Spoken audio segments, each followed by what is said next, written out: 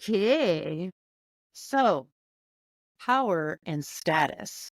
What do they mean to you? Well, I guess that depends on whether you are a woman or a man listening to us. Well, what do I mean by that? Men and women often approach the acquisition of power and status in differing ways. Men and women are highly, if not subconsciously, influenced by socialization, psychological differences, and societal expectations. While men may focus on assertive leadership and competition, women often leverage relational and collaborative strategies to attain influence and credibility. We are going to have an amazing discussion about these differences and examine how understanding them can contribute to more effective navigation of your business's landscape.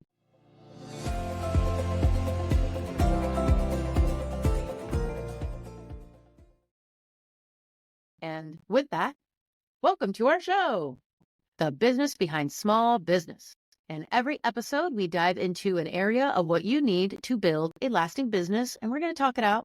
We're just going to talk it out. We are your hosts, Savannah Stone and Tiffany Ko. No one gets to a million without getting a little dirty. There's a lot of business behind small business, so let's get to it. All right. So today we are going to talk about the differences between how men and women approach power and status, how they acquire it.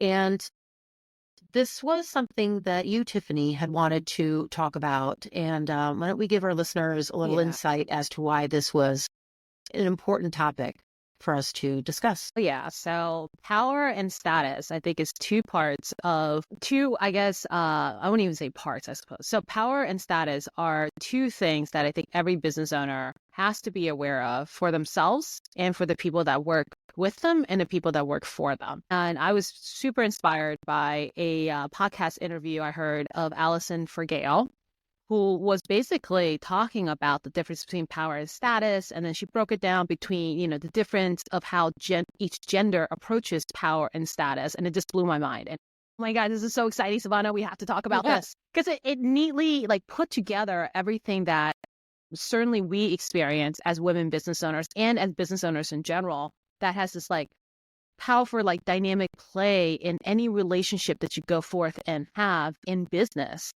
And when she talked about it, I was like, oh, this makes so much more sense now.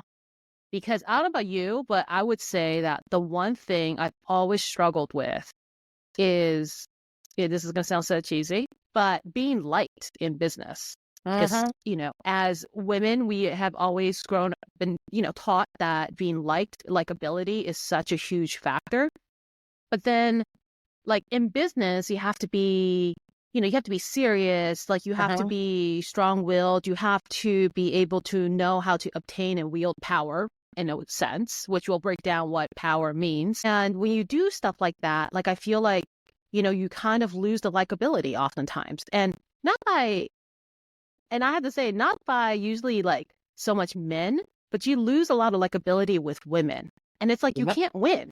Somehow you can be really good at what you do, and then you're extremely unlikable for some reason. And I never could understand that. And so over the years, through just trial and error, I think I figured out a way to kind of balance it so that I don't lose the likability while trying to get stuff done. But it's a tightrope. And when I listened to what Allison Forgale was saying, I was like, gosh, this is exactly my 20 years of experience in business has been. And she, it neatly encapsulated all of that in one interview and several interviews that she has, because this is kind of her theme. So did you struggle with becoming more likable, or you felt you were already too passive and you needed to be less likable? Yes. That didn't make any sense. One more time. Let's rewind that again.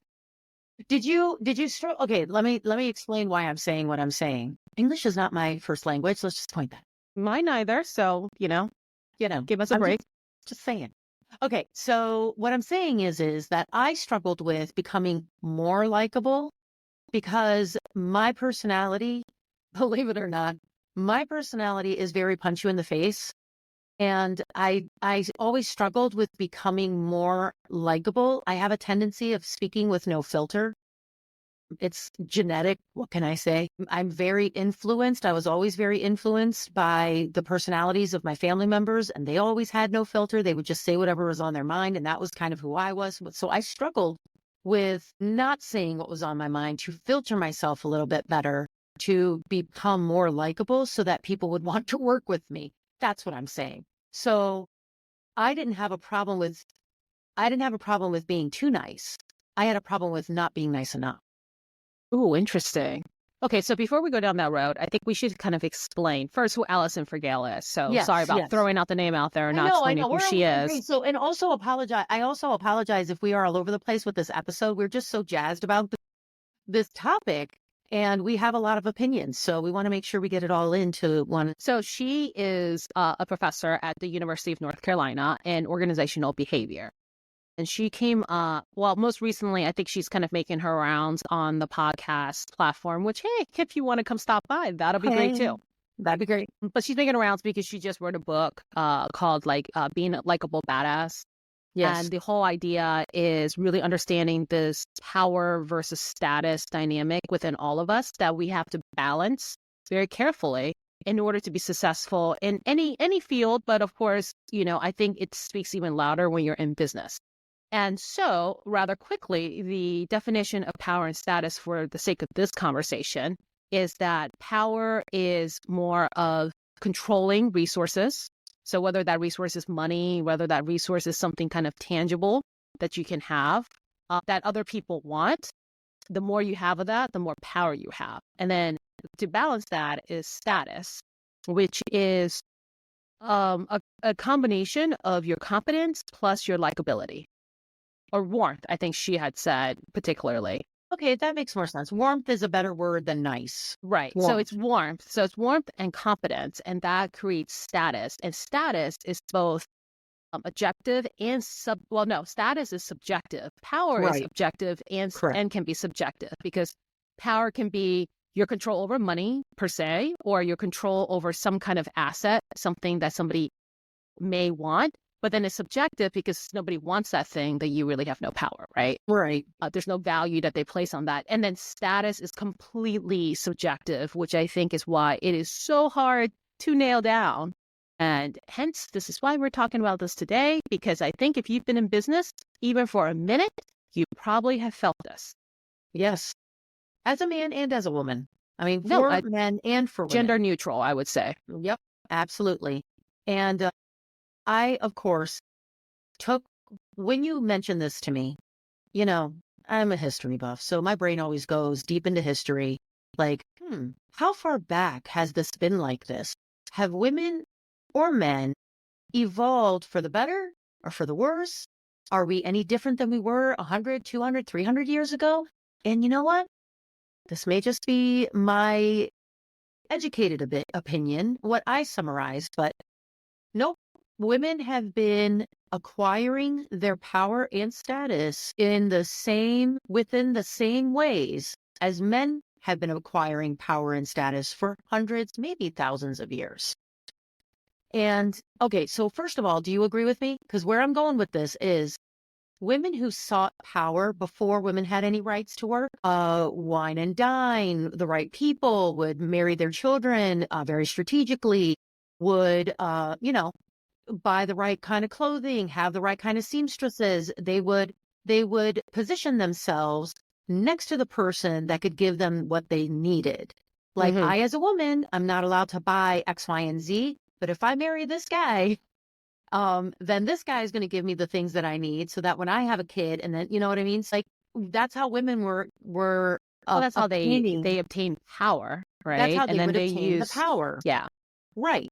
However, it's almost as though it became so programmed in us that we no longer have to do that, right? We can buy anything we want to, but we are still very strategic.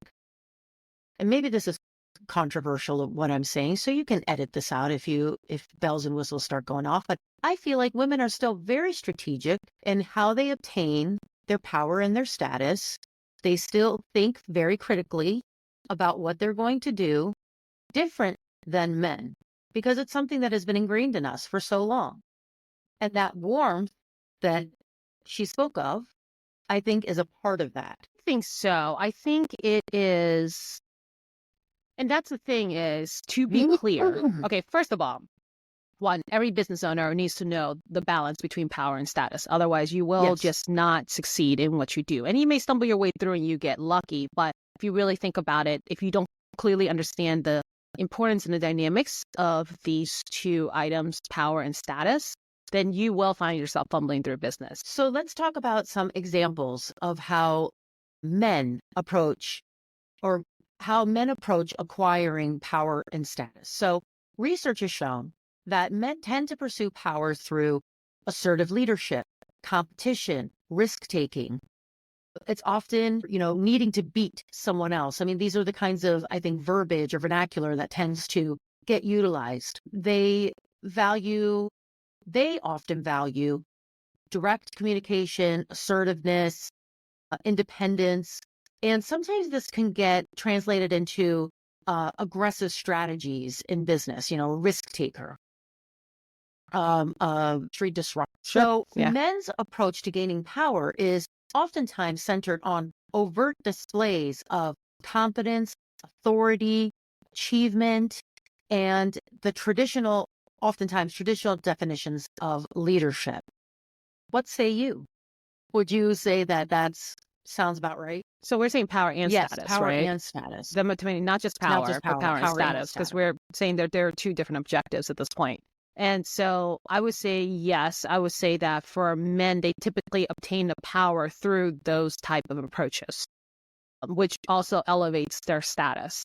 And I think the one, I don't even, not advantage, but really different. And again, this is not to say anything is right or wrong. This is just a fact of life, right? So this is not men bad, women good type of the conversation at all. And I don't even go down that road. And But it's just the fact that men and women are different. We are different people. There's a lot to be said for risk takers, and there's a lot to be said for those who measure first and then cut. So there's nothing wrong with any of the things that we're saying here. It's just that it's very interesting as to how most men approach how they approach it, psychologically speaking, and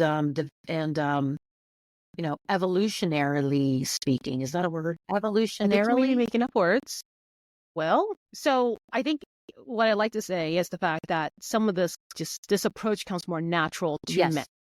And again, I just don't want to get into the, he versus she kind of debates, because I feel like I hear that way too much about how, women have some kind of advantage and dominance because they do this kind of stuff. And it's not as women, we can't do it either. And in fact, if anything, I would say that maybe women try to do that a little too much. And I think it kind of hurts us as women because that is not our natural approach. And nor is it our advantage in business to come out of the gate that aggressive and basically act like a man in the boardroom.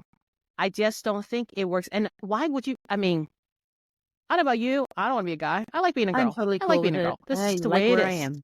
Exactly. And I will say from personal experience, I think when I was starting to learn how to be a business owner, a lot of the books and references and things I was listening to were mostly provided by male speakers and male business owners because, until recent, again, I'm not going to debate why there's less women business owners right now, but there just are less, right? And although that number is changing and it's starting to flip the other way, I'll give it a few years.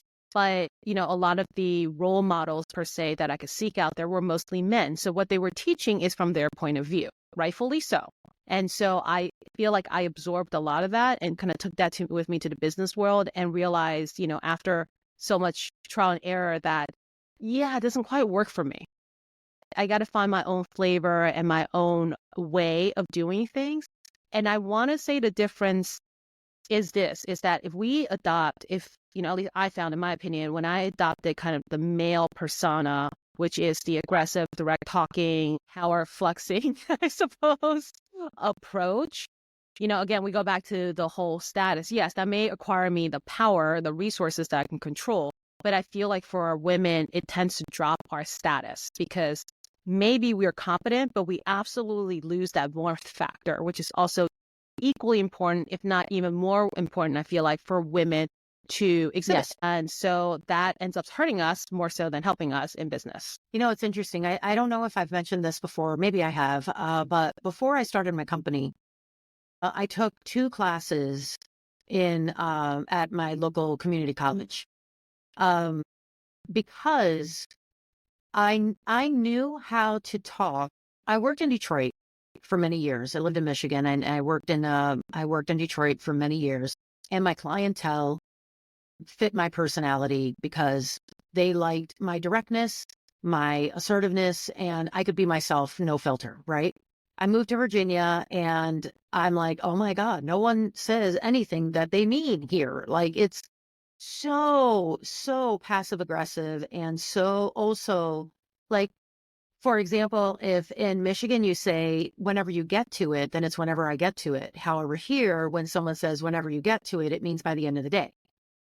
So, you know, This is, I feel like, a difference in yeah, communication. there is Yeah. definitely. So I felt like if I were going to be able to communicate with people, because communication is a huge thing for me, I am almost obsessive about linguistics.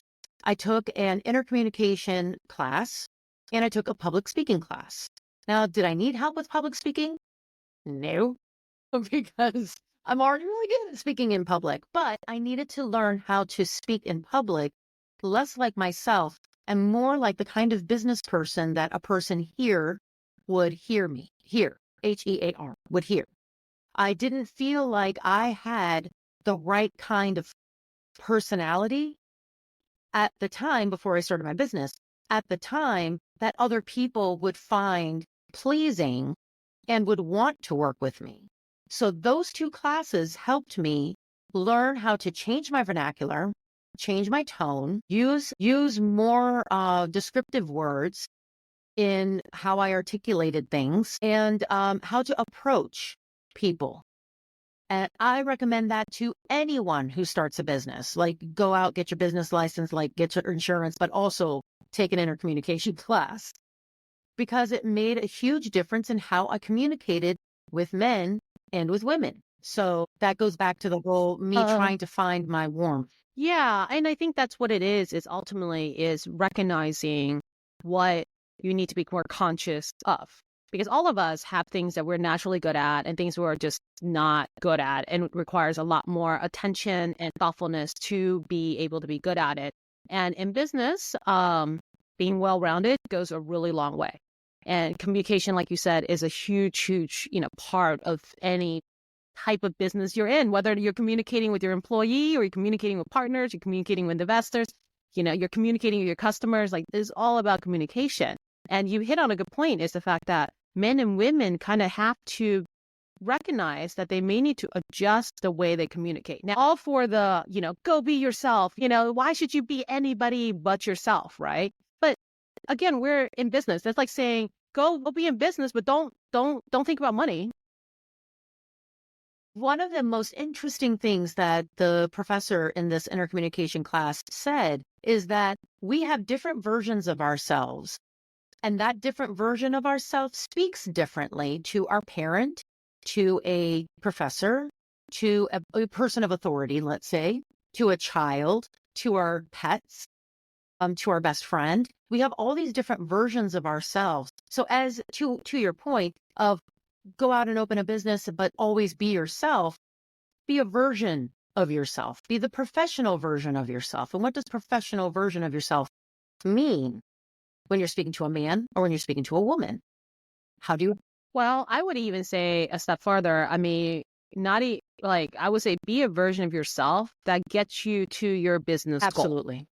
All right. So maybe you don't have to be professional. Honestly, it depends what Oh, industry yeah, you're yeah. in. Yeah. It's just kind of like if you walk into certain offices, you don't want to be the only one that's dressed in a 3-piece Right. suit, or like in like very much boardroom attire if you're working in an industry where, people are dressed in shorts and like, jeans. So I would say be the version of yourself that gets you to your end goal. And that being said, so interesting that you said that. I know that I have a version of myself, how I speak to a room full of men and how I speak to a room full of women, completely Yep. different. And I learned that the hard way, that that is necessary. And so when they say, hey, read the room, like really read the room, right? How I communicate with men is something I try to communicate in a way that they're familiar with. So to your point earlier about being straight to the point, about being clear, about being, it's kind of somewhat blunt, right? They kind of appreciate that. They don't want to have a lot of fluffiness in their conversation. Now, I don't sit there, and that does not mean that I sit there and cheers and agree with them when we talk about baseball and football, because I don't know any of that shit. So no, I'm not going to pretend. So I'm not inauthentic to myself by any means, but I simply switch to a vernacular and a way of communicating that is familiar and gets my point across. And the same thing on the flip side to a room full of women, I'm a little bit less blunt. Like you, I tend to filter what goes through my head because I do know that how you say it is very important, especially in a group of women. And I want to make sure that I come across in the way that they would be open to and that they would accept so that I get my point across, again, to the end goal, right? And nothing right or wrong about how two groups of people react. But like I said, if you want to be successful in business, you just want to be adaptable and just be conscious of what you need to do to get to the goal at the end of the day. And there's science that backs that. The research shows that women will adopt more relational and collaborative strategies to gain power Yes. and influence. And research Yes. also shows that women are socialized to prioritize relationships. This is where that whole evolutionary thing comes in. Yes. Yes. Prioritizing Yes. relationships, emotional intelligence. And this leads them to build influence through trust, collaboration, and effective communication. Again, I can't help but tie this back to how women achieved their power and their status hundreds of years ago has not really changed that much to how women approach power and status now. Yes. I think for women, I think the warmth component of status, the warmth and competence is a much more weighted value. I don't know if there's any science behind that. This is just my personal opinion, but I do like for women, I think that's much more weighted than it is for competence. Now you have to be competent in what you do. Oh yeah. But I think with men tend to respect the competence first, whereas I think with women, we tend to respect the warmth first. Yes. That's okay. So like even an easy way of distinguishing between the two is, and I do this consciously, is that when I speak to women, I use the word let's more. Yeah. Let us together. Yeah. I do. Oh my God. What do you think? Right? Like, what do you think? I always end all my emails with like a collaborative, like, this is what my opinion What are your about this thoughts? and thoughts. What are your thoughts? To be inclusive, because I think for women, that's important. That's effective communication that most women would actually gravitate towards. Yeah. I will never do that in an email to a guy. I don't need to be quite honest. And that's okay. And again, just kind of knowing your audience and reading it, I will not use the word let's Yeah. in the email to a guy. I was like, we will be doing this. Right? And they appreciate it. I also take out just. Oftentimes, like I'll reread and take all the just out of there, like just checking in, or just wanted to let you know, or just whatever, or I'm sorry. So that The goes apologizing is pretty interesting, right? Yeah. I will apologize more in a email to women than I would apologize more in an email to men. Because I think, as I do this too, because obviously I'm a woman, is I think we tend to fall on the side of taking things a little more personally, more easily than men do. Men is very much, I feel like they see a lot of things. I mean, they also don't blame themselves for a lot of things, which I think sometimes is a superpower, but then it depends on what situation you're in. Yep. May not go so well if you're in a marriage, They tend to be a little bit easier to be objective. And so I don't feel like I need to apologize. If anything, it's probably not good for you to apologize too much, because then it makes them feel uncomfortable, because they're kind of like, why are you apologizing?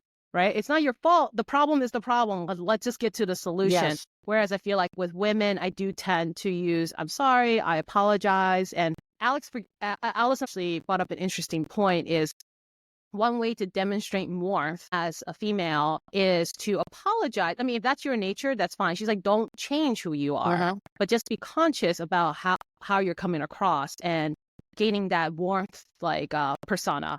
And she's like, you can apologize if that's what you do, but apologize about something that is clearly out of your control. So you don't end up deducting a point from yourself on the competence factor by taking accountability and ownership of something that wasn't your fault, right? But you can apologize, like, for the weather, something that's clearly out of your control, Right. right? Or something like that. And that will actually gain you kind of points for being warm, but at the same time, not deduct a point from your competence Yep. scale. Yeah. So why don't we dive into a little bit about how men focus on competition and high risk ventures a lot. They tend to uh, be more risk taking, and there's a whole lot of like high risk, high reward conversations. And this kind of approach tends to create a profitability in dynamic, high growth industries, whereas women look more for profitability through steady growth, brand loyalty, and Mm-hmm. they focus on relationship building and organizational culture, employee Yeah. retention, and customer satisfaction. Not that men don't focus on customer satisfaction as well, but when it comes to a high success rate or going up High that growth. ladder, yeah, Yeah. those are the two very different ways in which men and women approach that. And I think a lot of it goes into, I think by nature, what we feel more comfortable with. And that in itself is a wonderful thing. 'Cause I feel like that lends itself to the colorful array of different businesses we have out there. Women and men clearly build different types of businesses and in different industry, and great, as we should. But we do see women who actually crosses over, right? Where they are much more high risk taker. They're much more aggressive in their business strategy, and it works well for them. There's just not as many. And I think, again, it kind of goes back to just what we naturally fall into. And who am I thinking of? Like, I think the Hamazis, right? Leda Hamazi and Alex Hamazi has a great dynamic in exactly what we're talking about. Alex Hamazi, who, if you haven't heard of them, they're husband and wife, of Uh-huh. course, and they're both owners of acquisition.com. Their business is worth like $1 billion. They literally take home 8 figures per year. What am I doing? They're very open about what they take home, right? So clearly incredibly successful, and they started it together, which is what makes their story so incredible. And they started the business from scratch together, not to take the fun out of their story. Definitely go listen to them and learn about them. Incredible story, but they play very interesting roles in their business, right? He is all about marketing and sales, and he's incredibly good at it. He is all about, he's also like obviously a YouTube influencer. He has like millions upon millions of followers, and he's good at that stuff. And if you listen to Leila Hamazi, her focus in the business is more of what you were saying, customer happiness, employee retention, organization, infrastructure, logistics, like those kind of parts of the business. And I love how the two of them work so well together. And I feel like most of the businesses I've seen, at least ones that get to a certain point, have those kind of personalities in the business to focus on two areas where I think naturally most business owners, you can't be good in both. Like you're usually accelerate in Yeah. one really, really well. Yeah. And you can't quite accelerate in the other one because it's not your wheelhouse, right? And it's also not what you enjoy doing. Like, for example, people who are salespeople, which a lot of owners are, when you get into small business, typically you love the sales, you love getting the customers and things like that. What you don't like doing is talking about employee handbooks and accounting and looking at your financial reports Right. or how your accountant is closing the books, right? Those kind of details is something that you typically just don't gravitate towards if you have this type of personality. Right. In past episodes, we have always tried to tie a famous example or a famous person that you can envision, especially if through our ramblings, we still don't make any sense to you. I want to be able to utilize some famous persons that we have gleaned this kind of behavior from so that, you can also take this for what it's worth. Now, some of the ones that I had in mind were so like Martha Stewart, Madonna, and Oprah were three people that I think are very interesting business people. So different, right? Like Martha Stewart and Madonna, like how can you even put the two of them in the same book? Well, what's interesting about them to me is that Martha Stewart built her entire brand and did Oprah their entire brand on relationships, trust, security, loyalty. I mean, Oprah's a billionaire. I'm sure Martha Stewart is as well.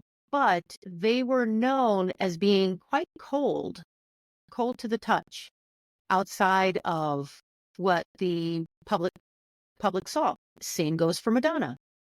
Madonna tended to she strategized by whomever it was that was up and coming star, up and coming producer, somebody who was just on the cusp of fame or had just reached a level of fame. She would oftentimes do a collaboration with them, do a production with them, whatever it may be, so that collaboration, I'm not only going to get my people, but I'm going to get your people too. Very interesting. But Madonna was also seen as a bit of an ice queen. So interesting how these three women achieved a high level of success by being perceived as not giving people the warm and fuzzies. But I also find it interesting that no one says that about Warren Buffett. Like, who cares if he gave you the warm and fuzzy? Steve Jobs, Elon Musk, like that's not the takeaway. So it makes me wonder. There's a Yeah, difference. it makes me wonder, I don't know, like why? Why can women not seem to break out of that mold, I guess? Is it important for women to continue to stay on this path of likability? I don't know. Am I going in a controversial place that I shouldn't be going into? I mean, you can. I personally think, again, to me, I think it depends on what your end goal is. And whatever gets you there is what gets you there. And so, nobody's saying be somebody other than yourself. But, I think, again, what you're naturally good at. So like as women, we're naturally good at being collaborators. We're naturally good at bringing people together. We lean into that, being nurturers. Right. And I think sometimes as women, we do it to ourselves. Like we shut out that side of ourselves because we go and we see all these role models and we see how men do it. And because men do it in a certain way, we try to emulate that when that is not us. We are not men. And I think that gives us a disadvantage. Now, we can talk about famous examples of women who create a great balance, right? For example, I think one of my famous examples was Cody Yes. Sanchez. She's you put influencer now. You can see her on all the channels, and she plays a very good line between a woman who is very competent, a woman who you could be deemed as somebody who is in an aggressive business. She does a lot of M&A, buy and sell. But when you hear her speak and talk, you can't say that she's not warm. She is quite warm, but incredibly competent, which, with her reputation on social media has gained her quite a bit of status. And with that, all the assets that she has accumulated, of course, she has power. And, she's done quite well in both realms while still staying true to, I think, what her authentic self is. And so I think it is doable. I just think that we emulate the wrong personalities, thinking that that is the only way to do it. And I think as we get more and more women in business and more women successful in business, we'll get more role models, right? For example, another great one, which I always use as an example, is Sarah Blakely. Yeah. She is the opposite of cold. Absolutely. Oh my gosh. I mean, if you want to find, I think she'll probably find this as a compliment, but you couldn't find a bigger girly girl that's in business. And she talks about all the time about how she leans into her intuition. She also isn't very competitive. I think one time she sat in one of her peer-to-peer meetings and all the guys, somebody advised her that business is like war. And she's like, I don't want to go to war. Why does anybody want to go to war? Give everybody lollipops. Right. Yeah. And one time when she was asked in the beginning how she got on Oprah, she's like, I asked universe. Right. So it's like, she is like the ultimate girly girl who is a self-made billionaire. And she didn't do it by being so cold. And she is certainly competent and she is warm and her success speaks for itself. So I think we're going to get more and more of these type of role models. And I hope that as women, we start looking more and again, role modeling and emulating ourselves with these type of figures versus I think in the past 10 to 20 years, mostly we had men to learn business from. And I think that's why it gets a little confusing. How can you be successful in business and still be yourself and be a woman? Yeah. So, and to that point, I do feel like we have less of this approach that I'm about to say that you and I were talking about earlier. I do not find a woman being passive aggressive with a man to be, which happens often, or well, used to happen often. I don't see it as much anymore. Or for a man to be what I think the equivalent of passive aggressiveness for a man is mansplaining. I don't see as much mansplaining as well today as I did maybe even a few years ago. I find that men and women, or maybe it's just me, because you're right. You and I work in a mostly male dominated arena. It could be a field. It could be that other industries are experiencing this tenfold. But I feel like when I have a conversation with a man these days, and let's say I don't fully understand what they're saying, they don't mansplain as much to me anymore. Now it's more like, well, here, why don't you research this thing and let me know what your thoughts are after you take a look at it? You know, that kind of thing. Yeah. Women as well, the opposite. Yes. Yeah, I guess so. You know what? I don't know if I've noticed like a drop. I feel like passive aggressiveness has always been just a personality trait. Yeah. I've definitely seen men passive aggressive, and I think mansplaining is a form of passive aggression. Yeah. I do see women being passive aggressive still as well. And I think it's more of, I think it's just a personality trait, probably, puffered up by just a large ego or a fragile ego, to be quite honest, at the end of the day. But it is kind of interesting how you do get how like that's two sides of the same thing, like mansplaining versus just being like passive aggressive in the way you Yeah. communicate. Yeah. Yeah. Like I said, I mean, We could maybe, do less of that in business. yeah, like I said, maybe it's a me thing. Maybe I'm not seeing it as often. However, for those who do see it, oftentimes a person will go to that passive aggressive place. I feel like sometimes it's generational, but Hmm. also people will use that kind of communication to get what they want, but it doesn't always work. So, Wonder if sometimes like, that behavior comes across because like I can tell like as a woman, that you need to get something done, but you can't lose being likable. So you end up in this weird space that becomes passive aggressive, yeah. right? Because you're just kind of caught up because you're like, you don't know a better way of approaching it and it just comes through as passive aggressiveness. And I think maybe women find themselves in that position. I'm pretty sure I've done it a couple times before, while I'm still trying to figure out my legs in the business world. Uh-huh. I think the whole thing of why people get mad, I mean, I guess to go off on a quick tangent, I think the reason why people get mad about the mansplaining is because, and the passive aggressiveness is because there's an underlying message, there's an unspoken message that is very clear, which is you're an idiot.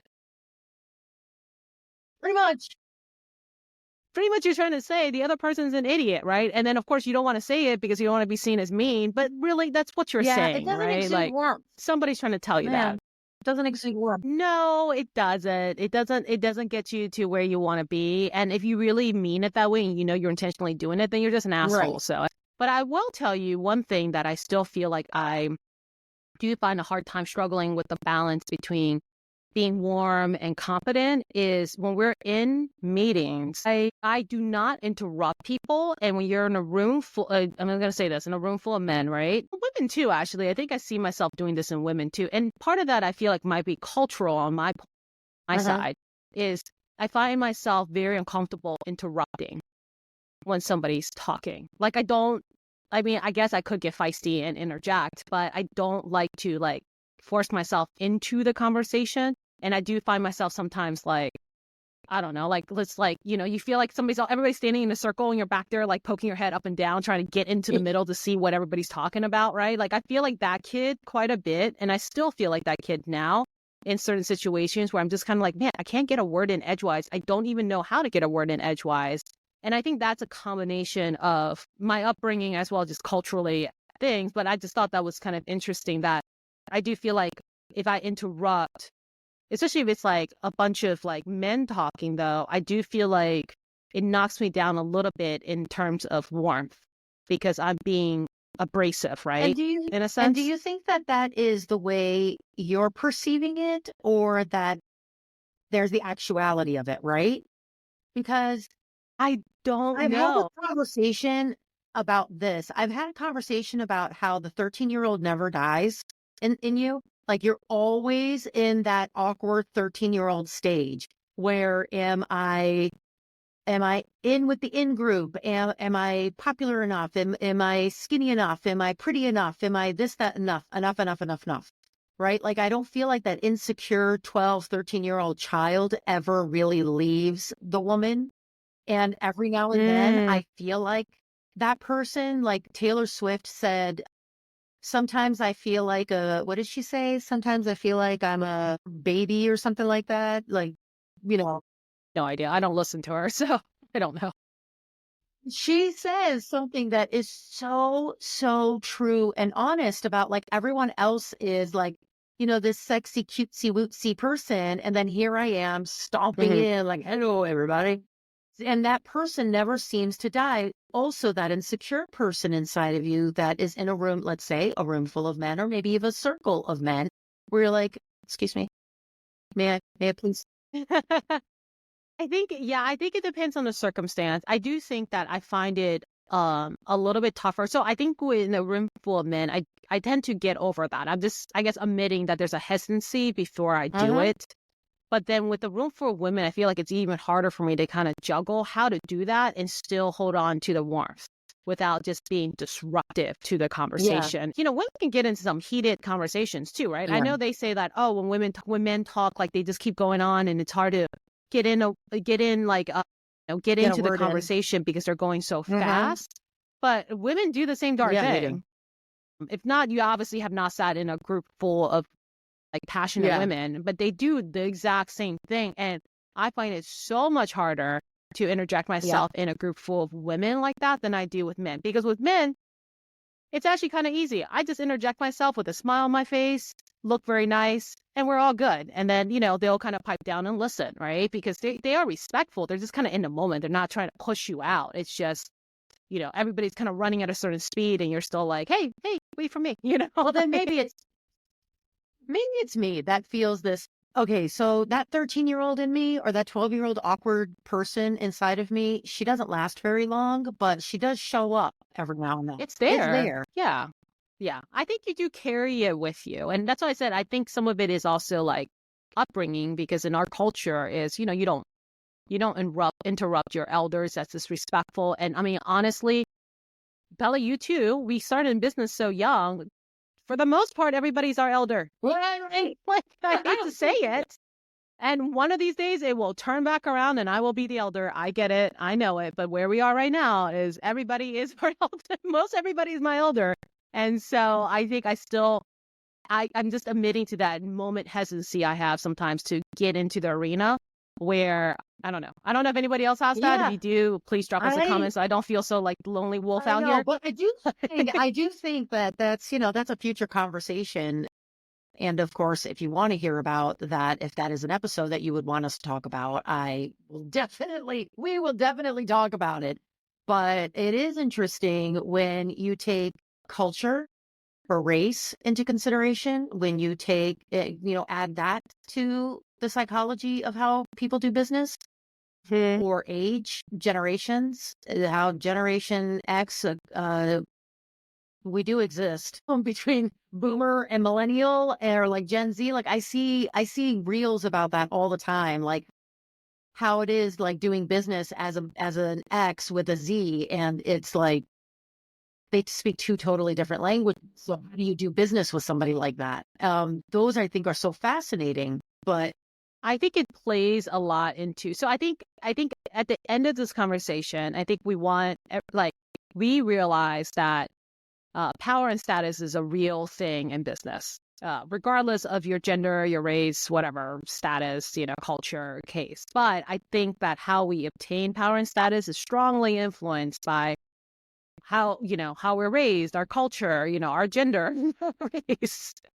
And so I guess we can't address the issue without actually addressing the culture part or the race part or things like that. But of course, that is a huge, bigger conversation than we have time for in absolutely, one for sure. episode. But of course, if you find if as a listener you find that this is an interesting topic to discuss, like drop us a note, let us know. We are more than happy to continue diving into Uh-huh. I don't know what the cultural impact of what's your cultural impact of you as a business, what your culture has an impact as on you as a business owner. Oh my gosh. Okay. Well, Shall I we try can't that again? speak anymore. We're done. Yeah. And let's rewind. No, but I get what you're saying. The impact, the impact of your culture on you as a business owner. Yay! That worked. Well, Why was that so hard to say? it's true. I mean, these are bigger conversations that we can have in the future, but it's not just about being a man or a woman. It's what kind of a man or a woman are you? What's your background? Where are you coming from? How old are you? Your age oftentimes has a lot to do with it as well. I would imagine. Yeah, Generations. I would Yeah. imagine somebody who's younger is going to take bigger risks than someone who's older, more established. You lose some of that chutzpah, rightfully so, right? And it's just all so very fascinating. And you're right, culture sometimes has something to do with that as well, whether or not we recognize it. Sometimes we recognize it Yes. and sometimes we don't. But this has everything to do, it always boils down to intercommunication, which I always will bring it into the conversation. My gosh. But Well, I think that's why I also love the topic of business and entrepreneurship because it brings all this stuff to light. And again, at the end of the day, what we're trying to bring to light ourselves is what's factual in business, right? There are elements in business that cannot be ignored, but how you approach it, how you obtain it, how you do business very much is affected by who you uh-huh. are as a business owner. And I always say there is nothing that holds a mirror to yourself more so than when you are the freaking owner of a business. Yep. Yep. So in saying that, why don't we wind down a little and talk about how we can connect this for our small business owners in their real life strategies. So who are they or what kind of strategies should they be having? In what ways can we empower your leadership skills or Well, I mean, it all goes back to, again, I'm not one to, I feel like I'm more of the, share your experience uh-huh. type than tell you what to do type, which is funny because we're on a I know. podcast. But then again, hopefully we never come across that way. I mean, I don't mean to ever come across that Right. way. I think sometimes it's out of like, willingness to be able to have somebody like understand the message that we have. But I would say that, all starts with Uh-huh. self-awareness. Like, who are you and where do you feel like you stand when it comes to power and Uh-huh. status? Power and control over resources versus status, which is competence and warmth. Like, where do you feel like you lie? And what can you do to kind of equal up, like level up each of those areas, no, and still staying true to yourself? I think that as a business owner, however, we are always going to be saddled with the ultimate responsibility to be the person with both power and status in order to have influence over not just those who work in our company, but also influence over every person that we touch and that could affect our business. And so more introspectively, I feel like for as an owner to really understand like where do you lie with these items, because for you to be continual success, for you to have continued success in your business, you yourself need to have both power and status. That's just an undeniable truth. Because if you have power, you don't have status, first of all, nobody gives a crap what you're Yeah. doing. And they probably don't like you. They probably just really don't like you, right? And so if you find yourself in that situation where you feel like, you know, customers are turned off by you and you're like, man, I have this amazing like product and like, ability to deliver these, these services at this like great rate and all, like you have all this stuff, like, all this control over assets, but yet nobody seems to like you. It doesn't want to buy from you. Well, you got a lot of work to do there, And hey, right? this is a conversation I've had with my college age son when we've talked about owning a business, and he has said that owning a business is not outside of the realm of possibility for him. His problem is he doesn't like talking to people. He's a terrible salesperson. He doesn't like that part of it. And I said, well, that's why you would hire a salesperson, you know. And it didn't occur to him prior to that that's what you would do, because I didn't do that. But that's also because Mhm. I did sales before I started my company. So I kind of think I like, I'm good at that. So that's the other thing, is that maybe it's not so much that you're not likable. It could also be that you're very shy or that you just prefer to do the business itself and just don't want to get involved in these other things. That's fine too. But that like we both said, I'm just repeating myself, but yeah, it's very important to hire a person who Yeah. is going to strengthen your Yeah. weaknesses based on your personality and your approach to success. Yeah. So I think I'm always of the belief, and I will die on the sword, is I think as a business owner, you need to know enough about everything to be dangerous. Now, you cannot skirt your responsibilities. And I feel like this is, again, me being blunt. Well, So let's be clear. I'm going to be blunt, and that's why I'm doing it with a smile on my face. I think that if you go into business, and let's say that is the case, there are a lot of people who go into business that are extremely shy, and they either don't like sales or they don't like hiring people. But yet their goal is they want to build like a multi-million-dollar company, right? So unless you're a freaking genius and you create a product, let's say to get there, typically you have to hire people. That is just what you need to do, okay? And so if you're that business owner who has that goal, then guess what? Be true to yourself and go learn how to be a little bit better with the status side of things, right? Learn how to be competent and warm until you get to the level in which you can hire somebody to replace doing that every single day. But you got to be aware of what you're good at and what you're not good at. And just know that I feel like as a business owner, if you're not good at something, you need to level that up. And yes, you may not enjoy doing it for a long period of time, and you probably shouldn't, but you need to be at least good enough to do it for a short period Yes. of time. So, because I feel like when I started in the business, I was terrible at sales and marketing, like absolutely terrible. I was a good accountant, which only gets you so far, right? But outside of that, I didn't know anything else. And then I was a terrible manager when I hired people. Now, did I know I was a terrible manager? No, I did not. Did my employees tell me that? In some shape or form, they taught me a lot. But, it's through those experiences that I've learned to kind of adjust and, like we were saying, learning how to communicate properly in a way to knowing your audience and doing that. Now, do I enjoy doing that? No, it's freaking exhausting as hell. But my business got to where I needed to be, and then eventually I hired somebody else to go do that. Right.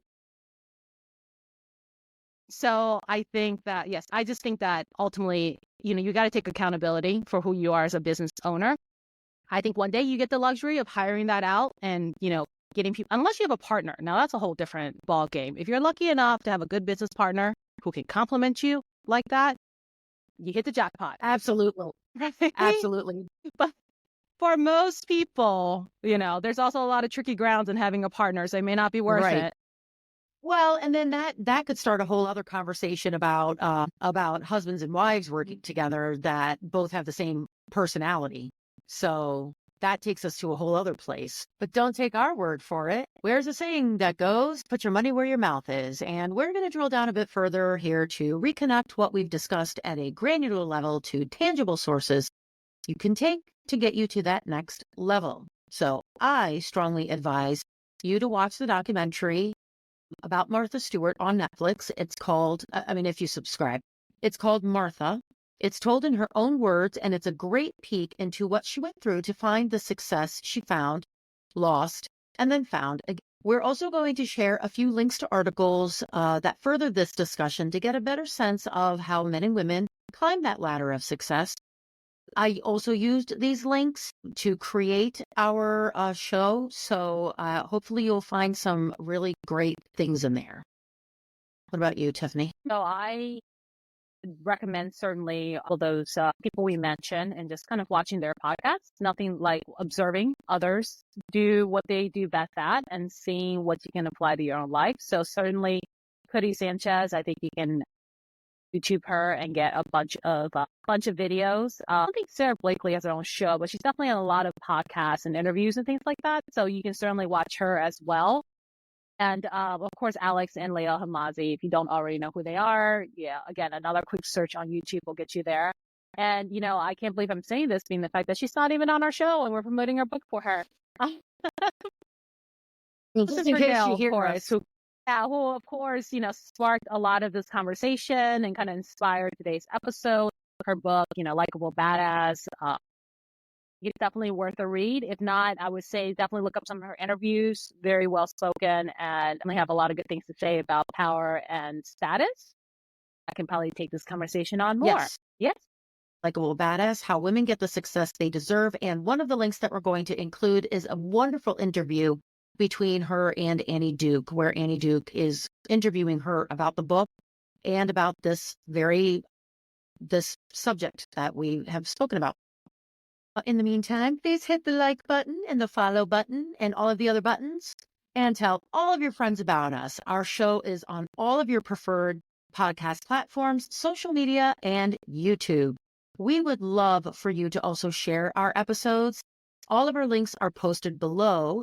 And I should add, if there is a show that you would like for us to do, if you have any questions for us, please leave us a comment or email us at thebusinessbehindsmallbusiness@gmail.com. We want to hear from you and we want to make this a conversation as well. Until next time, mind the business behind your business because all great successes start small. Bye-bye.